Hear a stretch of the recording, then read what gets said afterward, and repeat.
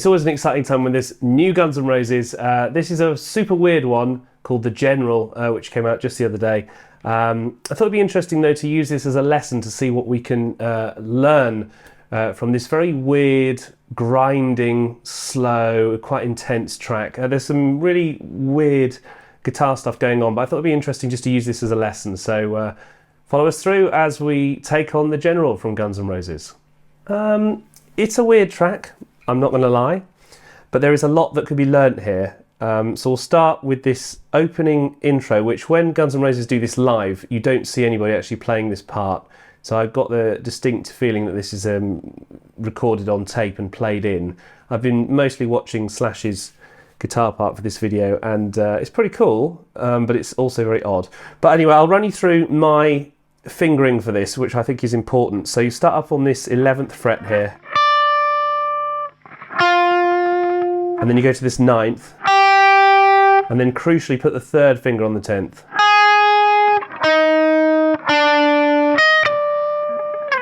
That's definitely the Doctor Who interval, isn't it? Anyway, that comes around again.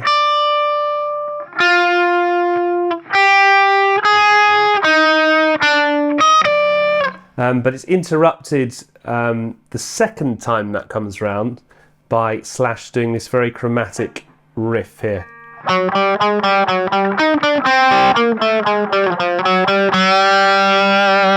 There's also a bit of wah pedal action going on there. So just to show you how it sounds, I'm sitting down today because it's been a very long day, but just to show you with the wah on.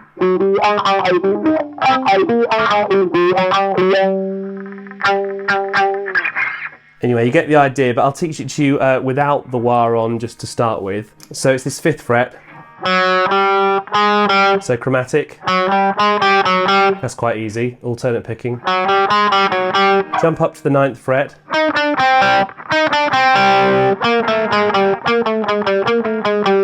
And then slide down. And bend away from you. Lots of vibrato with that 2nd finger as well. And then it comes round again. But this is the what I would call the bend variation version. So instead of how you've just done it, so straight, you're going to do it with some bends in. So.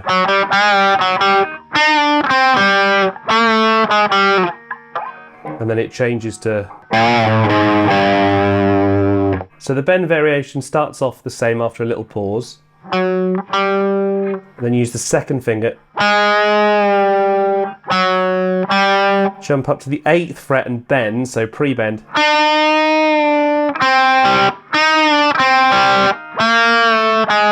Same here.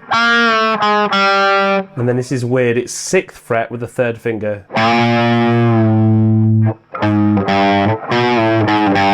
Now when Slash plays it live, he does it like this. With the 3rd finger descending. If that's how Slash does it live, that's how we're going to do it here. Now, the live version of this verse here is on the 5th fret, bending up to the 6th.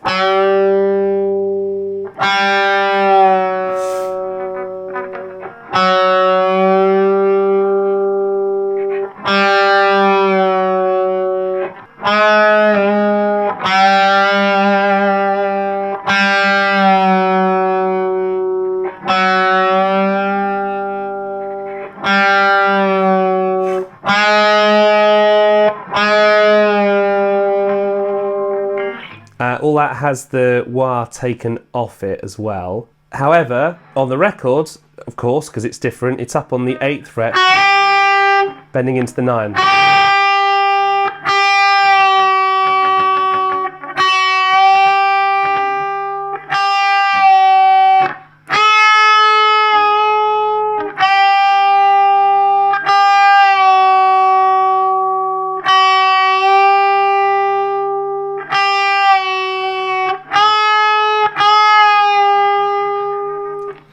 So if you're going to play the record, go up high.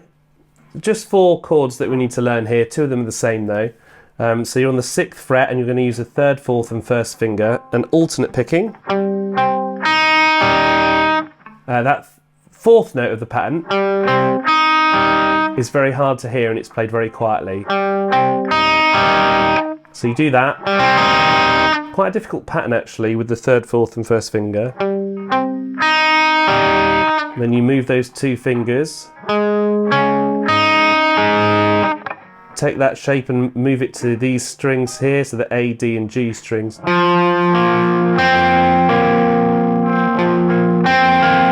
And then back to this chord we've played before. And then same again.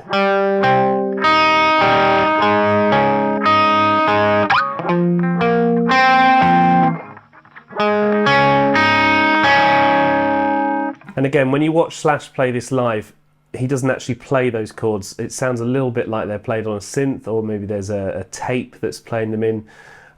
So don't worry too much if you find them pretty difficult in terms of playing live and along with the record. But if you want to know how to play those, then I would recommend that. So as we dive in then, you're going to start off on the C sharp power chord, but with the third finger. I'm going to try and hit the octave as well. There's some very cool kind of crunchy moments in this. I've tried to notate them. When it's crunchy, it's kind of got X's on the tab there. So see if you can follow it along. This is the rhythm, by the way. Down to the second fret. That second chord is played quite quietly, so. Up to the seventh. Then round we go again. There's a bit of palm muting here. And then this is a weird one. Sixth and 9. And then I can hear it like this. So make sure you hit those open B and E strings as well while doing more of a power chord, a traditional power chord shape. So the first and fourth finger. Meet the next one over. And then back we go. More crunchiness.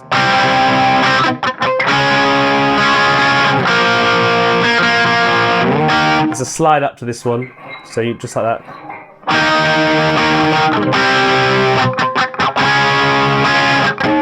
Make sure you do those crunchy bits there as well, so. And then we're on to the next page of our tab, page 2. And then you follow this round again. This is a bit more of a sort of basic chord progression, I would say, by going up to the 6th fret. And then we hit the beginning again as we return into the intro section. I'll just play it through for you again. We have covered this in a previous lesson.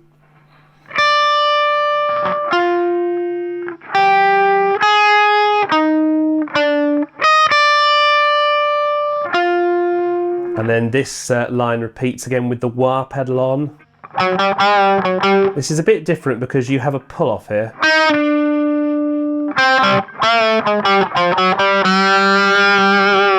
So that pull off is the only real difference there. And then as we've discussed before, you jump up. Make sure you start with the second finger though.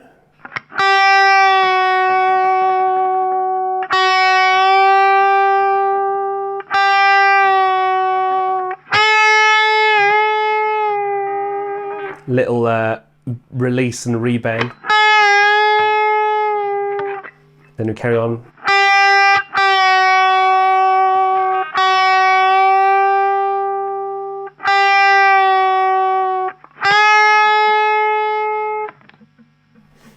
And we'll just carry on with these repeated chords as well, which you've had before.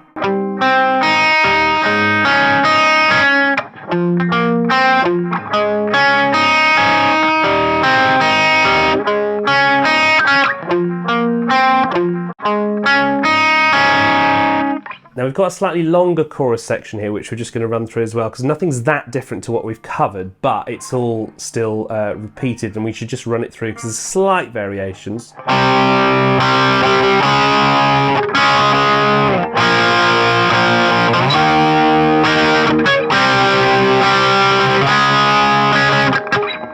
And then this 6th and 9th variation again.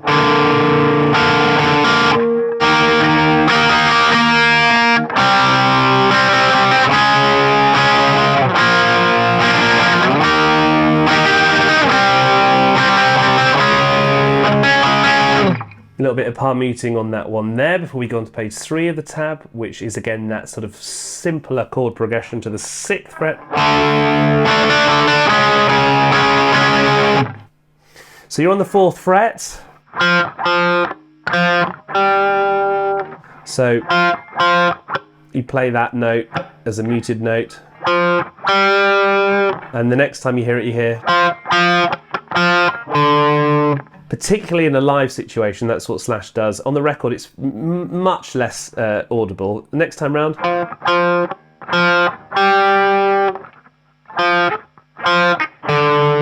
There's a missing note there, which sounds a little bit like it was forgotten to be added onto the track, to be honest with you, but I'm sure that's how it's meant to be. Then you keep going here. There's a couple of repeated lines.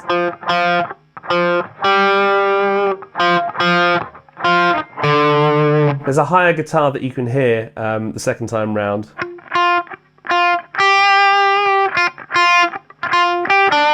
And it adds in that second note, but if you just want to stick with the same line,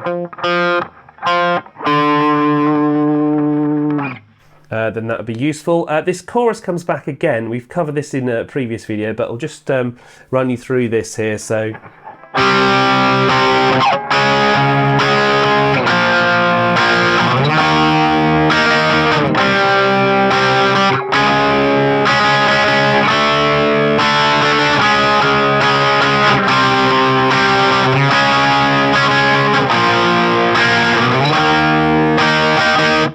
Then we're on the very last page of our tab here. So we go like this.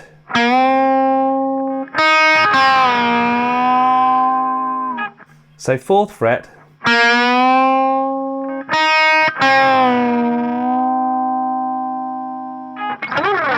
And then you hit the 12th fret and slide back.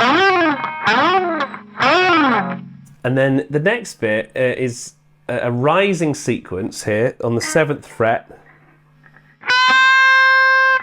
mostly pre-bent, and then up for the 8th, the 10th, and then you hit the note again and slide down, and then you hit the 9th fret, and then you hit the 10th, and then you get this 2 4th fingers on the 12ths there, or possibly an open string, but I think it's 2 4ths on the 12th, and then that puts you in position to do this section, which is ridiculously fast.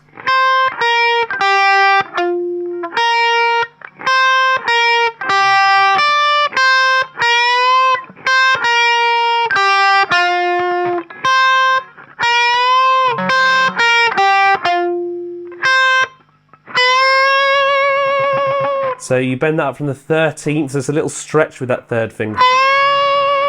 A vibrato, hold it down. And then up to the 14th.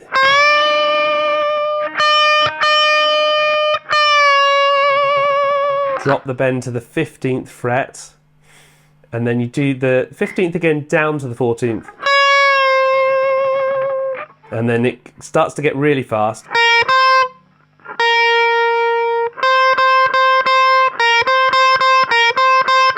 And then this is where it gets sort of ridiculously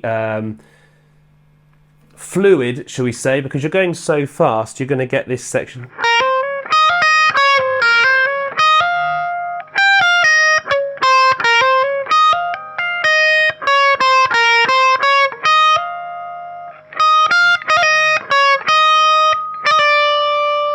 Then it's the 14th.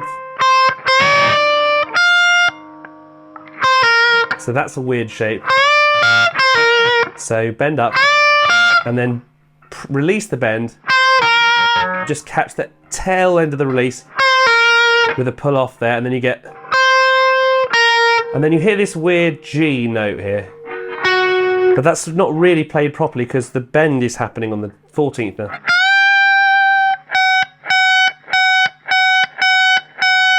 and then you bend up again, and then it's down to the 12th, and then you jump up here. This is really how it goes to the 18th,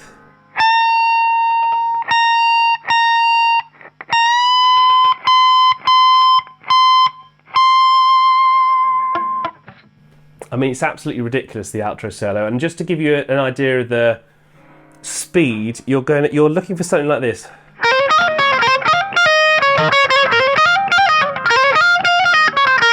It's that kind of speed of just how fast it is. Absolutely ridiculous. So to tab it was just out of this world. But if you listen to the record and follow along with the tab, if you want to slow it down as well, it does actually track pretty well. So I'm kind of pleased with myself for getting it down in a way. But that's the outro solo. I mean, I'd recommend doing something yourself and freestyling, but just in case you're a huge Slash fan and you want to give it a go like that, then please do. That's it for this series. Do check out some of the performance videos that are coming as well. And yeah, you can become a member of the channel now, which is cool, after becoming YouTube official, which was pretty sweet. So you can sign up, I think it's 99p a month or something like that, basically nothing for the lowest tier. Just helps support the channel really, so appreciate that, appreciate your time, and we'll see you on our next video.